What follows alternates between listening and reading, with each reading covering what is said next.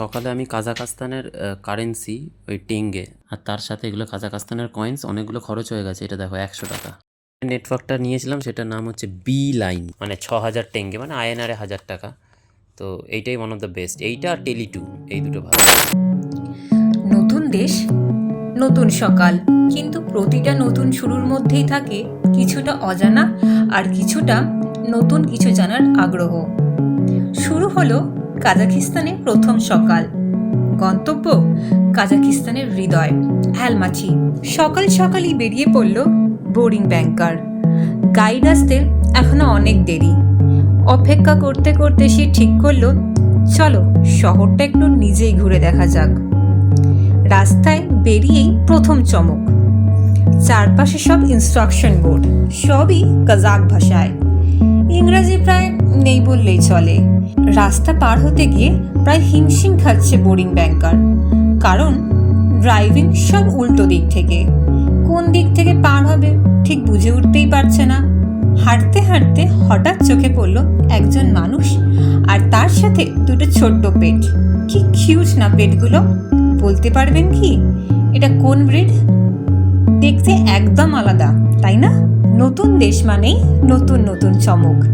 চারপাশে তাকিয়ে দেখে মানুষজন খুবই কম।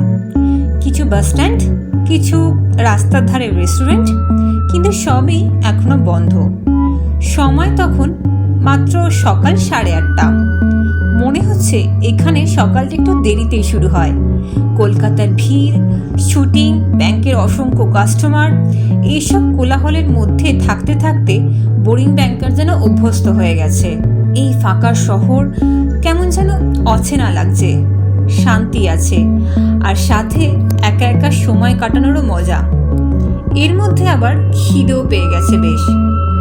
কিন্তু সমস্যা হলো, কোথায় খাবে? সব দোকানই তো বন্ধ। নতুন দেশে একা এসে ঠিক দিশা খুঁজে পাচ্ছে না বোরিং ব্যাংকার। গাইড আসতেও এখনো অনেক দেরি। ফুটপাথগুলো বিশাল চওড়া, একদম পরিষ্কার আর নিট অ্যান্ড ক্লিন। নতুন শহর, নতুন অভিজ্ঞতা, আর একা একা সেই সব অনুভব করা।